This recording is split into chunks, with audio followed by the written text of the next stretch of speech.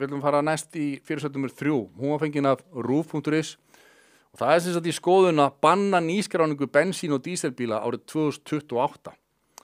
2028 hljómar eins og sé í fjarlægri framtíð en það nú skuggalega stutt einhvern veginn í það. Tíminn flýgur áfram og við erum komin í 2024 núna þó að það var bara COVID-19 var bara hérna í fyrradag einhvern veginn. En það sem sagt í skoðun að banna nýskráningu fólksbifreiða, sendibifreiða og bifhjóla sem eru knúin með jarðeldsneyti árið 2028. Þetta kemur fram í uppfærið aðgerðaráætlun ríkisstjórnarinnar í loftslagsmálum. Og þú ert nú Ingimar ennþá á bensínbíl. Það þá bara banna eftir 4 ár. Já, ég mætti alveg vera á honum.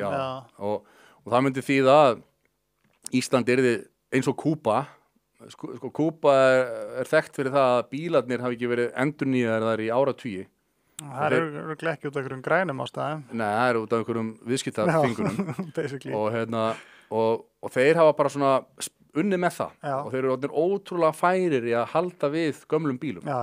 Og þú sér bara glæsilega svona, þú veist, Ford-bíla á götunum þar í góðu standi og bifvélavirkjar á Kúbu og Havana og þarna eru bara mikil smettnir og eru með miklu meira að gera heldur en bifvélavirkjar hérna þegar sem að við skiptum bíla miklu örar og bara fleiri bifvélavirkjar og þeir eru góður í því sem þeir gera og það mjög líkleg svona afleiðing af þessu banni að bensínbílarnir sem að verða hér í landinu árið 2028 að þeim eru þá einhvern veginn haldið við lengur og lengur og við erum svo sannarlega orðin þá Kúba norðursins eins og einhver var að hóta á sínum tíma. Það enda svolítið cool nafn sko, Kúba norðursins. Það mátti fá hitan í leiðinni, það var alveg. En það er svo magnað við þessa miklu aðgerðaráætlun sem að stjórnin var að kynna þarna. Það verið að, hvað nákvæmlega verið að eltast við? Það auðvitað verið að mæta kröfum orkuskiptin auðvitað, sem að við gleymist alltaf hér í umræðinni að Íslendingar gengu í gegnum þessu orkuskipti fyrir mörgum áratugum síðan. Það er að segja hitaveitan sem við erum með og allt heita vatnið og svo auðvitað rafmagnið sem er meira og minna allt fengið með hreinum leiðum, hreinum sem sagt orkugjöfum úr jörðinni og úr fallvötnunum, að þetta eitthvað sem að þjóðir heimsins eru langt á eftir okkur með. Já. Þannig að við erum 20% bara einhvern veginn með minni losun heldur en allar þessar þjóðir, en við erum samt einhvern veginn að eltast við nákvæmlega sama markmiðið. Og erum það kemur ekkert fram í þessum tilkynningum hver kostnaðurinn á að vera fyrir íslenska heimili, fyrir skattgreiðendur og eða sem sagt að það sé búið að reikna út ábatan á móti, þetta mun kosta þetta mikið og við munum græða þetta mikið á þessu, eins og stjórnmálamenn eiga að gera þegar þeir fara út í það að ráðstafa fjármunum almennings. Það er ekkert slíkt, þetta bara verið að renna blint í sjóinn með bara útfyllta ávísun og við bara ætlum að sýna hvað við erum rosalega góð í samfélagi þjóðana og skiptir engu hvað þetta mun kosta fyrir heimilin og skattgreiðendur. Og við höfum ekki hugmynd hvað þetta mun lækka hitastigið mikið.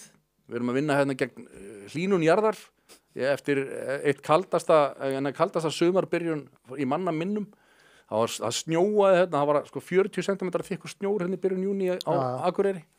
Fólk að festa sig Já.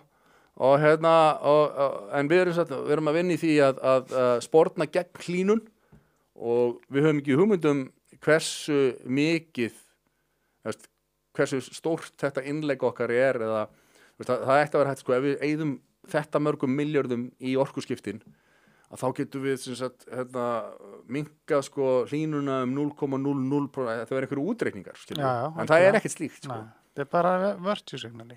Já. Það eina sem þetta og svo kemur Ronny að ég rafbílamaður, ég er búin að vera á rafmagnsbíl síðan 2018 og hef oft sagt að ég muni aldrei skipta aftur en ég sagði það líka þegar ég borðaði ekki kjöt í 10 ár ég sagði alltaf að ég muni aldrei byrja að borða kjöt aftur það víst einhver vísir að því að Íslendingar, þú veist, það kom smá rafbílaæði og ég hitti fyrra, þá voru allir að kaupa Teslur, sko, en það hefur dregið úr þeim áhuga. Það er augljóst að það er svona, það er hægst verulega á þeim mikla áhuga sem að virtist vera einhver sprengja þetta á sínum tíma. Þetta var náttúrulega bara eins og hvert annað SodaStream æði sem að gengur yfir landan með reglulegu millibili. Hvað veistu eitthvað hvað hlutfallið er hérna heima af rafbílum? Nei, mér minnir að ég hef heyrt sko að þetta væri eitthvað 6% einhvern tímann. Er þetta bara 6%? Þetta er ekki neitt. Mér finnst ég alltaf sjá Tesla samt út allt. Já. Þeir eru líka, voru mest seldi bíllinn í fyrra. Já. Og eru auðvitað rosalega algengur bíll en engan veginn stór hluti af öllum flotanum. En Ísland, sko, þú veist, mér finnst þetta fáralegt dæmi, sko, að segja eitthvað svona, en Ísland er samt bara í algjöru svona kjör aðstöðu, ef vel væri haldið á spilum, til að vera rosalega mikið svona boðberar ýmsar breytinga í heiminum, eins og bara rafmagnsbílar og orkan er frí og þú veist. Algjörlega, ég sagði þetta strax, sko, eftir hrunið 2008, þá voru það rafmagnsbílar ekki konur langt, en þá auðvitað hugsaði maður bara sko, það er gríðalegu skuldir sem að Íslendingar eru búin að koma sér í og hvernig grínkar maður á skuldum? Jú, maður hættir að kaupa drasl og maður reynir að halda í það sem maður á og getur búið til heima og þá einhvern veginn hugsaði ég bara, við erum í kjör aðstöðu til þess að bara hætta að kaupa inn olíu og bensín frá útlöndum, nota bara að vera með 100% rafmagnsvæddan bílaflota. Ég held að þetta væri bara, það væri ekkert mála að smella bara fingur og gera þetta og bingo. Það er aðeins meira en að segja það. En hugsunin er samt alveg góð, sko. Hugsaður ef að, Íslandi, við notum ekki bensín, við erum með fossa sem að búið til rafmagn og það eru allir sem keyra á bíl á Íslandi á rafmagnsbíl. Það er enginn á bensínbíl. Þetta væri alveg og bara, þú veist, og hiti og rafmagn er frítt og við fáum bara eins mikið fisk og sjónum og við viljum til að borða, sko, það geta allir fyllt maður sinna á fiski, þú veist, hvernig hljóma þetta? Þetta væri bara geðveikt. Þetta væri eitthvað, af hverju er ekki einhver stjórnmálamaður að bjóða upp á þetta í næstu kosningum. En í alvöru tala, þetta er og segir Sigríður Andersen að ESB hefur verið að vinna með árið 2035, Ísland sem ekki framleiðir bíla ætlar að gullhúða sig árið 2028. ESB mun hins vegar taka næstu afrein út af þessari leið til ánöðar. Og hvað er mér sjálfstæðisflokkur sem er bara útlendingamálin, þetta, veist þið svo mikið sem þeir eru bara búin að vera. Þeir eru aðeins að taka á í útlendingamálu núna, en þeir eru búin að vera með þessi mál á sinni könnu og hafa gefið allt eftir og þeir látið eins og einhverju vinstri grænir brjálæðingar. Og núna eru að vera eins og vinstri grænir brjálæðingar í þessum loftslagsmálum og sko, þessi aðgerðaáætlun snýst ekki manna en skottið á sjálfur sér. Það er ekki talað kostnað eða ábata þessar áætlun einungis hvernig henni miðar að einhverju markmiði sem ríki setti sér og engin veit af hverju eða til hvers. Þetta sagði Þórður Pálsson. Og svo sagði ég líka góða grein hérna frá Jóni Magnúsinni, hæstaréttarlögmanni. Jón Magnússon, hann sko sagði bara, er ríkisstjórnin orðin hringlandi galin? Eftir eitt kaldasta vetur í mannaminnum og vorhret sem á sér ekki sinn líka, þá finnst ríkisstjórninni það helst verða til varnar og vorum sóma að banna fólki margt af því sem hingað til hefur verið talið sjálfsagt og fellur undir eðlileg mannréttindi og valfrelsi fólks í lýðræðislandi.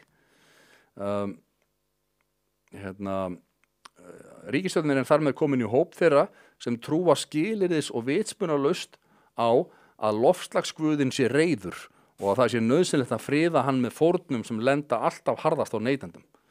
Nákvæmlega, þetta er nokkuð vel orðað hjá honum. Og hann bendir svo á að forverar Sjálfstæðisflokksins, þeir Ólafur Thors, Bjarni Benediktsson eldri og Jóhann Hafsteinn, aldrei hefði þessum mönnum dottið í hug að binda svona klyfjar á þjóðina eða víkja svo rækilega frá grundvallarstefnu Sjálfstæðisflokksins sókn til betri lífskjara, einstaklings- og athafnafrelsis og valfrelsis fólks og þessi volaða ríkisstjórn stendur nú fyrir og boðar. Og er virkilega svo komið að forysta Sjálfstæðisflokksins sé svo kyrfilega gengin í loftslagsbjörgin að henni sé og verði ekki við bjargandi? Það er góð spurning.